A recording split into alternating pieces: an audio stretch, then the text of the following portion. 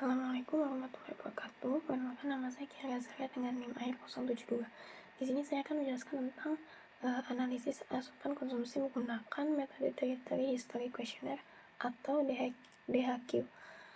Dietary History Questionnaire ini merupakan metode dalam survei konsumsi pangan di mana dia ini mencakup metode food recall dan juga food frequency questionnaire atau FFQ sekaligus. Jadi metode ini bersifat kualitatif dan kuantitatif. Metode ini memiliki jangka waktu yang lama, biasanya dalam jangka waktu bulanan dan tahunan. Lalu metode ini cocok untuk pengambilan skala besar karena cara pengambilan datanya yang cukup mudah dan tidak terlalu memberatkan enumerator maupun responden. Namun, keberhasilan pada metode ini juga bergantung pada kejujuran responden.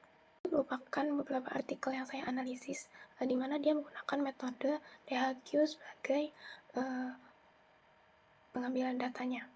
Jadi yang pertama ini ada penelitian dari Janzi di tahun 2020, di mana dia melibatkan 25.877 orang yang bertujuan untuk mengetahui hubungan antara konsumsi gula tambahan dan penyakit kardiovaskular di Swedia.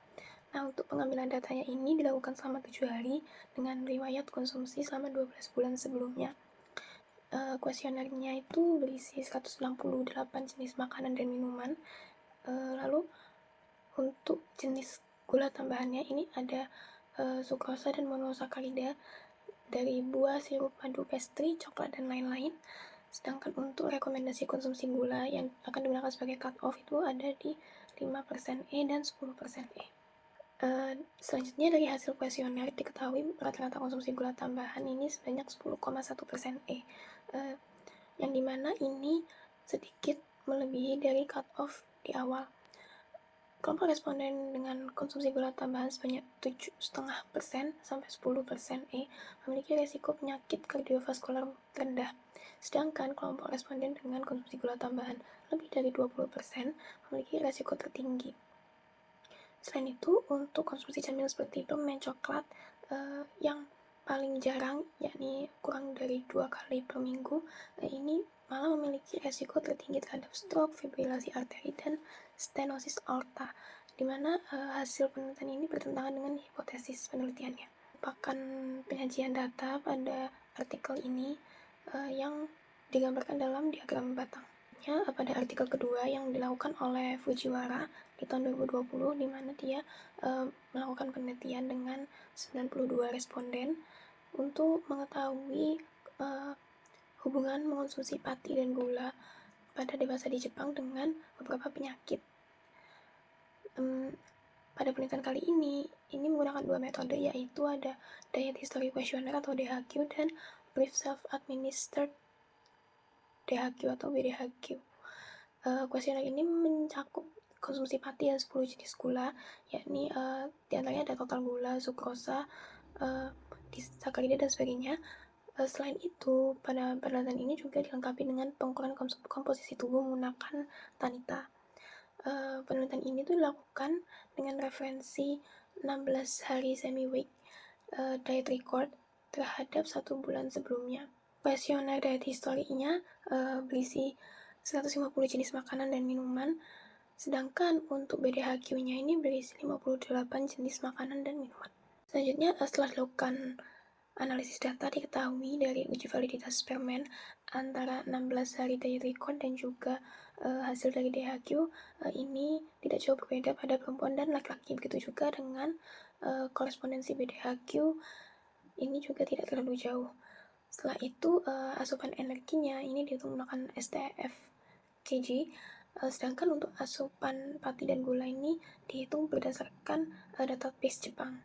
Nah, pada hasil diet history-nya memiliki rata-rata yang overestimate, itu ada di zat gizi sukrosa, gula tambahan, dan gula alami. Namun ada juga yang hasilnya ini underestimate atau di bawah perkiraan, yaitu ada di zat gizi maltosa dan glukosa jika dibandingkan dengan hasil diet record-nya. Nah, untuk hasil BDHQ ini menunjukkan asupan pati di atas estimasi, sedangkan maltosa, trehalose, glukosa, galaktosa, gula tambahan, dan gula alami ini underestimate. Itu merupakan penyajian data pada artikel ini, di mana di sini ditampilkan jumlah total dari setiap komponen makanan berdasarkan metode diet record 16 hari, lalu DHQ dan juga BDHQ yang dapat dibandingkan ketiganya. Selanjutnya, di sini ada penelitian dari Otsuka tahun 2021, di mana ia melibatkan 1.345 responden yang bertujuan untuk mengetahui hubungan asupan vitamin E dan lemak dengan penyakit sarkopenia pada lansia di Jepang. Jadi penelitian ini itu juga menggunakan self-administered DHQ atau disebut BDHQ yang dilengkapi dengan pertanyaan lain selain riwayat konsumsi seperti kebiasaan merokok dan lain-lain. Berdasarkan penelitian ini didapatkan hasil bahwa tidak ada perbedaan yang terlalu signifikan antara kebutuhan total energi pada pengidap sarkopenia dan yang tidak. Namun untuk asupan energi total ini diketahui mengalami perbedaan, yakni di mana pengidap sarkopenia ini asupan energinya ini lebih rendah.